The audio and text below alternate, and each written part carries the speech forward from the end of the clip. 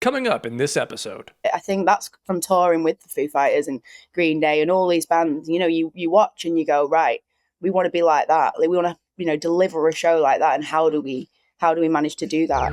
You've got some screen vocals on you, sir. That's very impressive.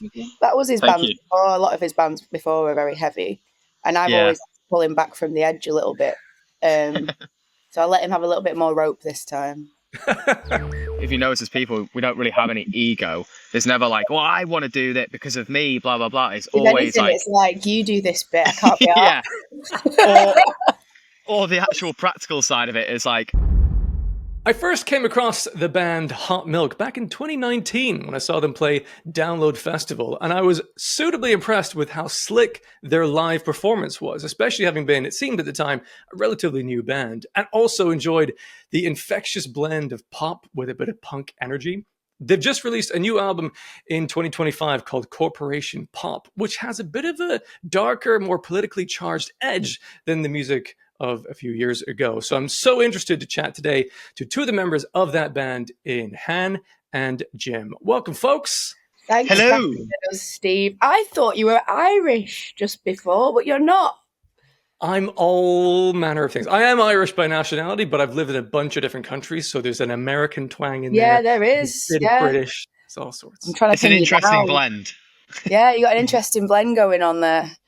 Very strange. It's working for me well enough. You're a dialect converger then. You're an absorption of different kinds of accents, I see. You're a sponge. Yeah, I sound like I'm from somewhere in the middle of the Atlantic Ocean because it's a sort of combination of all those things. People think I'm Canadian as a result. You're from the secret alien base that resides in the middle of the Atlantic Ocean. Don't tell anyone. Come on. Sorry. That was between us before we started. You look like an alien, mate. Anyway, I mentioned in my intro there, I was so impressed with your live performance back in 2019, but I think you'd been a relatively new act at that point at Hot Milk. I have to assume you've been doing some live gigs in other bands or something before then. What is your live gigging history like before the formation of Hot Milk? We've been in so many bands before Hot Milk. Lots of failures, isn't there, Jim? Yeah, plenty of sleeping in Yaris's outside of Sainsbury's car parks and... Yeah. Fucking playing to 3 people. A man and a dog once. The sound engineer and his dog playing in like Yeovil and community centres, and we've done the rounds. We've made our mistakes. This might be a continuation of a mistake. Who knows? But we're still giving it our best. I'd say it's going pretty well. I can relate. I've slept in the back of a Ford Ka when I've played to bar staff. I know what that's like. But now you're at the stage where you're touring in support of like Green Day recently. You've gigged with Foo Fighters like that. It's going all right, folks. Keep at it. Like, yeah, no, they're the best bits because we've got the best catering. No, it's brilliant to tour with bands like that. I mean, they're real. Like, you realise they're real people, and it's good in some ways. They say never meet your heroes, but I've not been disappointed yet by anyone I have liked. I have been disappointed by people I thought would be better, but that's a different story for a different day. Yes, humans unfortunately are unpredictable in that way. Everyone's a bit different. They are. Largely, it's good to hear that things have been as you'd hope. Yeah. Now, this new album, I naively went into this being like, right, we're going to get lots of kind of pop punk and bangers and catchy choruses, but then it opens with this epic orchestral beginning. It's definitely a darker tone. There's politically charged moments within it. Was there a particular catalyst that inspired the change in tone for this record? Or is it kind of an incidental combination of a few things that made this be your next kind of avenue to explore? It's a few things, isn't it, Jim? Yeah, I think it was part and parcel of the amount of time that we had to actually write and record the thing. We had 3 weeks at best to kind of nail down the kind of whole world that we were creating. And I think that made us kind of reflect on like the here and now and what was going on, politically throughout the world, what was going on right in front of us. So I think a lot of that kind of definitely fueled the direction of the album. Yeah, in terms of the content, I think, I've always been very engaged politically, philosophically. I went to uni and did politics and philosophy. And so I think it was always going to end up in there at some point, especially at the time in which we were writing it. It was a very angry time in the world. It was October last year.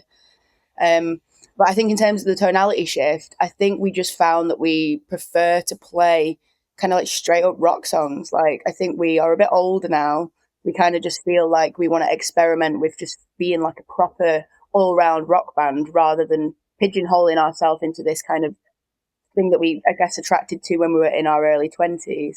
You know, we're in our early 30s now. So it's like, you know, you want the music to mature with you. And I want to be playing these songs well into my 50s. And I need to make sure that those songs can suit, you know, kind of a longevity rather than just being like, you know, pop punk songs. Because there's nothing more embarrassing than a 40-year-old woman singing a pop punk song on a stage, is there? Like, so I think as well with Hot Milk, we've always wanted to. I mean, ever since the beginning, we've never kind of done the same song twice. So we've always wanted to try and explore, and you know, as creatives, as musicians, we've always wanted to push ourselves and try new things. And you know, some things work, some things don't work. You know, even looking back at the album, you know, that we did last year, there's definitely some stuff that me and Han would change from that. But I think it's important to kind of flex those creative muscles, and you know, we all make mistakes, and I think it's a good. I think we like so much music. Like, we're really into our music as well. And I think for us, Hot Milk will always just be a reflection of whatever we feel like we want to write in that moment. We've never put barriers for ourselves. And I think making sure that song sounds great live has always been our priority. Like, I think that's our bread and butter. That's where we feel the most comfortable. I find the studio quite stressful sometimes, and because I overthink everything. I think, you know, we write our best songs when it's just you and me personally, Jim. No offense to the co-writers we have written with, but no, but I think we do learn a lot from. Of course, Hot Milk's always going to be me and you, but I think by collaborating with other people, we learn what we do like, what we don't like. We try out new things, and again, it's that producer as well. Like, you just kind of 100%. What are you doing there? What you like, you know, stealing little bits. Like, oh, are you doing that way? Okay, interesting. Yeah, you know? Every session you learn something, even if you don't even use, you know, we've done writing sessions with people that we haven't even used a song, but you still come away with something from that. Like, it's a new friend, isn't it? It's a new mate. Every day's a school day, isn't it? So yeah, it is. It's quite, as you were saying there, a varied album. You've got moments like, obviously there's epic intro with the orchestral element to it, but also there's a kind of electronic song in the middle there, the Warehouse Salvation. I presume as well that's where you can benefit from other people who maybe done that before to make sure that it's going to be a high quality execution of that sound, right? And there's also some kind of heavier hardcore. You've got some scream vocals on you, sir. That's very impressive. That was his band before. A lot of his bands before were very heavy, and I've always pull him back from the edge a little bit. So I'll let him have a little bit more rope this time. Yeah, not yet. Let's wait for a song like Sympathy Symphony, and then we'll execute the scream vocals at the end to really crescendo it. You can do it live, I'll tell you that. You can do it. Nice. Yeah, when it comes to approaching these songs live, it sounds like from previous interviews I've heard of you that you're gearing yourself, as you were also saying there, Han, to live as the first-class citizen of when you're writing your music. But this album sounds pretty massive. Have you figured out how you can or potentially would do each of these songs live? Because they're quite dynamically varied between them. Yeah. We tend to spend a lot of time. I think we started looking at this. So obviously we've got the tour in November. It's the biggest headliners we've done in the UK. We really wanted to kind of do something we haven't done before. You know, we're playing pretty much every single song off that album, and we started out by kind of like structuring this whole like set flow in terms of production, in terms of movement, in terms of like arrangement, stuff like that. So it's not just simply for us like, oh, we'll just play the song as it is on the record. We spend a lot of time like dissecting it and working out different parts. Like, you know, there's a lot of electronic drums that didn't necessarily work in the practice room the same as it did on the record. So we've got Della now playing that live. There's an awful lot of like pre-production that goes into our live shows in Yeah, terms like of. we're extending bridges that we feel like need a moment for the audience. Like we just make sure that every song, works in that live setting and feels like natural. Like, because obviously stuff that happens on record, you wouldn't want to have a bridge that went on for 16 bars. It's just like, but live, you can take those chances and kind of, mess with them a bit. I think that's from touring with the Foo Fighters and Green Day and all these bands. You watch and you go, right, we want to be like that. Like, we want to, deliver a show like that. And how do we manage to do that? I love that. Yeah, 'cause I mean, as a personal opinion, I rarely want a band to sound exactly the same live as on record, because then why are you seeing them live? You want a different flavor there. I remember seeing Green Day in 2000 playing the song Castaway, and I think the song was 10 minutes long live because they just riffed out the bridge as he was interacting with the crowd. It made, yeah, That exactly bass line's right. sick though. That's a great Awesome. bass line. Yeah. Yeah. Well, that's cool to hear. You mentioned there you had like 3 weeks to write this album. Why is it that Yeah. so often in the music industry you have like no time to do so, like to do something creative? Do you find that the lack of time helps you due to the pressure to be kind of creative in the moment and just have your first ideas out there, and that's a visceral experience, or is it kind of a tricky challenge to do so? We like pressure, don't we, Jim? I think I would have liked longer. Don't get me wrong. We also did this fully analog as well, this record. So everything was through live amps and like through, synths and drum machines. And so we really wanted to get away from, using things like Splice and, stuff that a lot of our peers use, because we can hear those samples through many different band songs that have just been like fucked with a little bit. And we were like, everyone's just using the same kind of pool of sounds. So we did everything analog just to make things a little bit harder for us as well. But Yeah. it meant that once you kind of committed to something, it was down, and I think that also kind of lent itself to the reactionary elements of the album itself. And I think I'm a big believer of like let the universe do the talking. Once it's done, let's move on. That's how it was supposed to be. So we'll capitalize on that moment and then just see how it flows. So it was a stressful 3 weeks. We argued quite a lot, didn't we? I mean, we argue all the time anyway, so it doesn't make a difference. But I think it's part and parcel of the world, the music world that we live in. Like, it's not the same as it was in the 80s. You can't take a year off to go write an album. At our level, you have to keep touring because it's the only way you really earn money as an artist. So just in terms of like the actual realities of being in a band, that's all we had carved out. We had 3 weeks between tours, and a lot of our offers for the next year were based on having an album out. So it was like, well, if we want to tour next year, we just have to have an album. So Yeah. there's not really a good time per se to write it, but all we had going into it was a whiteboard with like a song layout. So we kind of knew what the vibes would be for each song. And we were just like, okay, well, let's just try and use that as a gospel and like map it out accordingly. Yeah, I think with lyrics for me, I just write them on the fly anyway. Like I've never really, I prep sometimes, but I'm more of a just let it flow through me in that moment because I'm the ultimate procrastinator. And that was what I was like all at school and everything like that, everything the night before. You've So got a notebook though. You've got a notebook with like a couple of one-liners and stuff like that. Yeah. but then I usually just, once I zone in on it, like I can get it done in like an hour or two. I think you also have to like listen to what the song's saying before Exactly. You need to listen to the chords. What's the feeling? Like, what is the feeling that I'm locking into here? I'm a very feeling based person. I'd say I'm an empath. So I like to let it flow through me. Yeah, I understand. You would have to listen to the chords and figure out what you want to say over them because you recorded instrumentals first. Yeah. That is a tricky corner to paint yourselves into, I would think. It was And horrendous. and I also heard you mention, I think, Hannah, in a previous interview, you wrote the album from front to back, and you mentioned about the whiteboarding. Did you plan out like a course and then write them in order? I don't know if I've ever heard anyone manage to do that. You didn't then go, right, what order should these actually be in? You had a linear kind of writing process for this. Yeah.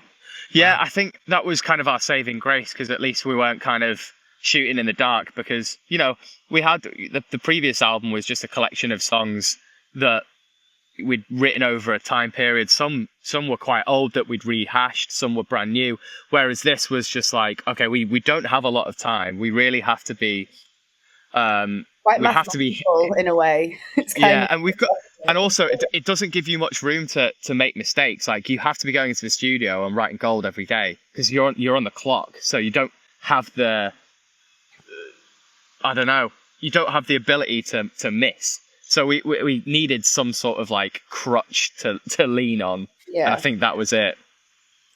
But we won't be doing it like that again. No. It worked, but only just. I feel like it was Skin of our teeth. Skin of our teeth. It was like, right, okay, we've done this, but let's not do it like this way again. So I feel like we're going to be taking a little bit longer next time. I think now next year's kind of mapped out and kind of, we know what we're doing in terms of tours and shows and stuff. It's like, okay, we have a little bit more runway in order to have a little bit more, take more of a creative feat on, I get like this was an angry reactionary album. Like, I think next time I'm going to sit in my feelings a bit more on it. Okay. Yeah, what I was wondering, I mean, that's an obvious thing you're hoping to do a little bit differently, but what is it perhaps that you might be taking forward from what you learned about using the analog kind of setup? Is there parts of that you thought, this feels more like us, we want to bring more of that in our future? I think Jim went home and bought so many amps, didn't you? My bank balance took a big old hit after that album. Yeah. I was just like, oh shit, because we're big advocates of the neural DSP stuff. Like, they've been great to us. The quad cortexes we tour with, they're unbelievable, such a powerful bit of kit, and they allow us, because we change in sound so much, it allows us to not bring 15 amps, hundreds of pedals, stuff like that. It's as a band that are flying around the world, we need something that fits in a backpack. So it's very, very good, but just in terms of being in the studio, I don't want to be that nerd that's like, oh, nothing beats the Analogue. It's close, but fuck me, there's nothing like having an amp. What those DSPs can do, though, they can actually map the analog pattern, and the way that how close it sounds is insane. Yeah. But obviously, I think you need to find your sounds first through the traditional means, and then use the technology to emulate that live. I think, those neurals have been great. I mean, the fact you can MIDI switch between two different sounds without ever touching anything, it helps me run around the stage like I like to do without actually having to tiptoe and dance around on a load of pedals at the front of the stage, So it's brilliant for stuff like that.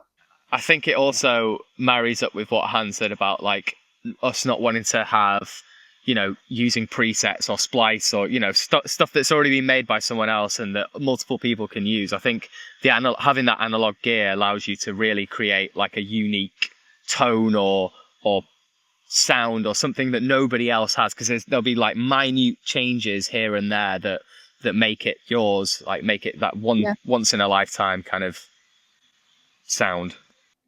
Yeah. I think there's also something different about the physical item in the room. There can be a warmth to an amp somehow in sound in the real world, which can maybe inspire different kind of chords. Even if it's the same amp, technically, like you can, every single instrument and amp is built slightly differently. I have two Flying V's and one of them sounds better than the other, even though they're supposed to be the same. It's like, it's a magical thing. And I think I very much believe in character of unique objects like that. Magical objects. The spirit that lives inside. Yeah, the spirit. This was made with a haunted piece of wood. Yeah, sounds like one of your Flying V's has got like a broken spirit. It's yes, well, it is. Well, right now it does. Spirit. Fucking neck snapped on it. Thank you, British Airways. Oh no! Oh dear. I know. I'm sorry to hear that. It's all right. We'll get it fixed. Yeah. Maybe that'll sound incredible once it's fixed. Maybe that's what it needed. Might have ruined it. It might have, the spirit might have escaped. Spirit might have passed on. Yeah, exactly. Oh dear. Well, I mentioned this as well earlier. There's a real kind of darker tone and a fire within this album. This kind of political discourse within that. Have you noticed in any way that either fans or the industry is seeing Hot Milk in a different light from this kind of perhaps more, I don't know, politically mature album in some fashion? Or have you not really detected much difference in terms of how people are responding to this versus previous? I think it's definitely become a fan favorite. I think that the response to it was so surprising for me, because I think because the process for me was like a negative one, I would say. At the end, I was like, right, fuck it, we'll see what they think. If they don't like it, then whatever, that's fine, we'll move on. But then I was like, oh, they kind of gave me faith back in the record because they enjoyed it so much. I was like, oh, okay, maybe it wasn't a load of shit like I thought it was. Because, I'm I say I'm a realist, but I probably am a bit of a pessimist. I think that's like a protection thing. If I think the worst, then if it happens, then I already knew it was going to happen. So it's like, I'm protecting myself. So when they were, they loved it, and obviously it was our best reviewed piece of art ever from, not that they really matter, like it is what it is, but I don't know, I got given a life back through it. I think I got given like a new love for it back just because of them. And I think the power of, what they think, it means a lot to me because I think we have such a close relationship with our fans. That they understand us, and that's a blessing. To be understood by a group of people is priceless, isn't it, really? Yeah. And the thing is, even with the darker, more serious tone, it still sounds like Hot Milk. There's still big, catchy sing-along choruses and moments like that. There's some bangers on that album for sure. I was wondering though, in particular, there's a song that really stands out, which is Insubordinate Ingerland. Love the way that was spelt. And in that, there's a sort of, did you worry about how the reception this might be to, like, we have to diffuse some of the fuel to this and have the kind of jolly, jokey kind of moment in there being like mushy peas, all of that. Like, it's just a bit of social discourse. Like, come on. Yeah. I think like with that song, I think it's kind of more relevant now actually after it's come out. I think I could see something bubbling under the surface, this kind of patriotism, this nationalism, which, it's kind of meaningless really. Like, I think, most of us are kind of like, oh, it's a flag, it comes out of the World Cup and that's enough, But I kind of saw some kind of like bubbling underneath and, this kind of right-wing rhetoric kind of going along. But I just think we have to approach it from a slightly comical point of view because I think no one wants to listen to you moaning about stuff in a too much of a serious way. I think we are quite comedic people anyway. Like we love to laugh, we love to laugh at like life's adversities whilst also with a strain of seriousness in there too. I think, some people understood that song. I think most people did. Some people didn't. It went over their heads. And I'm like, well, it wasn't for you then anyway, was it? Because if you're too stupid to understand the method, like the song itself, like I'm England till I die, people are like taking that very literally, like I'm saying that. And I always say, like, did Johnny Rotten mean God save the Queen? No, he fucking didn't, did he? So it's an interesting song for sure. I think it's a bit of a Marmite song, but if you get it, then it's like nail on the head. I think at the moment anyway. And there's, we live in Salford in Manchester, and there's a lot of flags around here. I'll tell you that. Yeah, it's a spicy time in the world right now. It's kind of it's interesting. It's just a very stupid time in the world. It's like, get a hobby. Like, go and fucking do something with your time. Like, get on Call of Duty or something. Like, why are you getting up lampposts? Like, mental, innit? Yeah. Yeah. Hopefully people, save that energy for things like live shows. Let it out, jump around, have a good time, connect with some people, Yeah, something productive perhaps. for sure. Now, your band have been blessed with two great singers. That is a cheat code. How do you divide your duties when it comes to writing? Is it who has the first kind of idea for a verse or chorus? All right, you take the lead on this, or do you try and balance it out to have a variety of vocal dynamics throughout a song in particular? How do you figure out your duties, as it were? I think we were having this conversation yesterday, actually, like, oh, is it always a battle for who wants to sing what? And I don't think it ever has been. Like, we fall out a lot over a lot, but one thing we've never actually had like any disgruntled, fallouts or stern words over is who sings what. I think it's just, again, it's like listening to the song and seeing what works. We've got quite a variety of range between the two of us, and also quite a variety of dynamics. We can both scream, we can both shout, sing, whatever. And I think it's kind of, we have done it before where both of us have sung the same thing and then kind of looked at it as like, all right, well, what suits the song more here? I don't think we don't really have any, if you notice as people, we don't really have any ego. There's never like, well, I want to do that because of me, blah, blah, blah. It's always like, it's like, you do this bit, I can't be yeah. Or the actual practical side of it is like, I can't fucking play that. I can't play that on guitar and sing that at the same time. So you're going to have to play, you're going to have to do one or the other. Bit, yeah. Yeah. So it's always been practical or kind of, what the song needs rather than like what we want to do. Yeah. You just listen to the song, don't you? The song writes itself. I think we're big believers in that. You just let it. I think we just agree with what sounds good, like quite consistently. So that's quite an easy one for us. That. Yeah, you'd be very lucky if you both have a similar sort of vocal range. Because if you do go, I need you to sing this because I need to play this guitar part, and the other person's going, well, I'm going to have to change the register entirely. Like, have you had those moments, or can you kind of sing each part? When Han, you lost your voice on one gig. Oh, Yeah. bloody clock. I had to. She were like, you need to sing Glass Spiders, and I was like, are you joking? I can't get up there, and also I'm like this at the same time. So thanks, but no thanks. It is an issue when one of us loses our voices. It means that we have to, do double duties, which I guess what a normal person, like a normal single singer band, would have to just do that anyway. But for some reason, for us, like the idea of singing a whole song is like, oh, we can't do that. Can't do that. A bit of preservation for each one of us as well, especially because we spent most of the gig running up and down on the stage. If we had to then sing the entire song, I think by the end of it we'd be on the floor. Yeah. Bring out your dead. Yeah, I know. It's not even 12:30. Why are they ringing? Is there a wedding? I don't know. Maybe. I think they just might be broken. They've been trying to fix this town hall for a while, haven't they? Oh yeah, it's broken. It's on. Oh my god. It's all right. I'll just mute the bits. Just mute, yeah. Just mute him. It's fine. Just get the him whole muted. thing, yeah. I'll go on a walk. Okay, cool. Well, so I was asking there earlier about what are you going to take from this record moving on.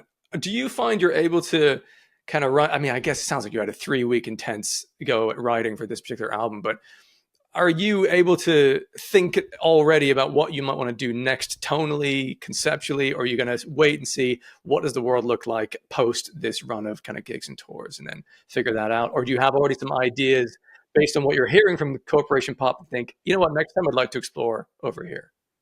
I'm definitely doing. It's getting worse, James. You're going towards the bells.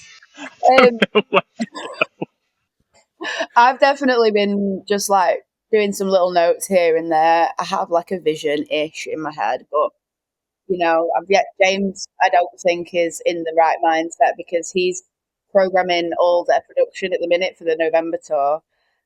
He's like also an LD by trade as well, so he's programming all the lights and everything. So he's very much involved in that kind of pre-production for the show, which I can't help him because I don't have the skills to do so. So I think at the minute we've not really shared ideas on that, but I'm doing bits of bobs, so when it comes time to, okay, what are we doing next? I've kind of got a little bit of homework that I can present, but I think, you're inspired consistently by everything around you at all times, aren't you? So, there's always it's usually about 3:00 in the bar in the morning. That's usually when I'm like in my notes, so, I went and watched Lil Sims last night, and I found that a very inspirational show. So I definitely came home that night and felt a bit inspired and wrote some stuff. But who knows? It might never turn into anything. But that's the beauty of it. You do it for yourself, really, don't you? You write bits and bobs for yourself.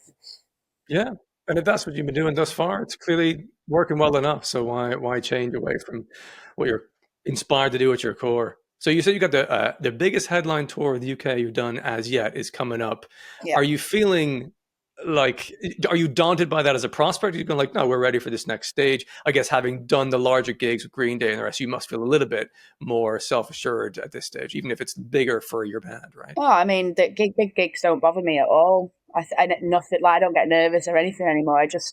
I can't wait to do them. I can't wait to be with all our people. I can't wait to be with our band and our crew and just have a really lovely time. I think that's what we work towards. And if you didn't enjoy it when it came, then you'd be really shooting yourself in the foot. You have to enjoy it when it comes, and I think that's what we're built for. That's our bread and butter. That's where we fly. So, I'm ready for it, and I just hope that people enjoy it. I think that's the worry, is that, like, have we done enough? And is the show going to be, stimulating people in the same way that I hope they'll be stimulated? I want people to feel intentional and the stuff that I want them to feel. So we'll see. Like, that's up to them. We've done our bit. It's up for them to receive it, digest it, and see if they have the visceral response that I hope they'll have. I think we've put so much into it, like, I don't think it. I mean, I don't want to say it can't go wrong. It can. Oh, it can. Oh, it can. But I think we're quite good at preparing ourselves for stuff. It's quite ambitious at what we're trying to do with the time that we've been given and resources we've been given. But we always want to push ourselves like creatively, and especially live. Like we've seen some amazing shows over the years, like both production and like musically, and I want people to come away from that show being like, wow, that was not what I was expecting. That was way better. Way better than the shit I was expecting. Yeah, I think that's it. I think we do a lot on what resources we have, because we are so blessed with talent within the band itself. Like Jim obviously has such a prolific production background, working with other bands and other artists and stuff, and so he can really now use those skills for us and for free. That's key. Keep those costs down. Well, folks, best of luck with that upcoming tour, and I'm excited for people to see what that's going to translate like in a live context. Good luck to James for finding a way away from the noise and the bells. I don't know why you're down King Street. I can see I'm destined. I was like, why are you down there?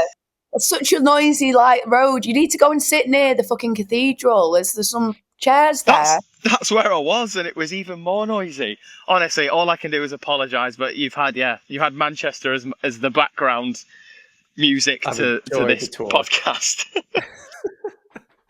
Well, thanks, folks. Really appreciate your time and your insights. It was great to chat about what went into that album and where the band is at today. So good luck again with the tour, and catch you another time. Oh, thank you very much, Steve. I could have Thanks, spoken Steve. Thanks for having us. I feel like we've only just got started. Let's do another hour. Fuck it. Okay. We'll do that at some stage. Thanks, folks. Excellent. Right. See you later, mate. Thanks very much. I really enjoyed chatting there with Han and James from Hot Milk. What a lovely couple of people. Very interesting, very thoughtful about the way that they're creating the music and putting it out into the world. So do check them out. I'll put some links in the description for their social media platforms so you can keep up to date with that band in future. They're going on tour very soon in the UK, so do go check out those concerts and grab some tickets to see them live. I'm sure that's going to be a freaking great show. If you enjoyed this, make sure you subscribe to this podcast. There'll be more interviews coming up soon here as well. Thank you for tuning in. Hope you have a great rest of your day.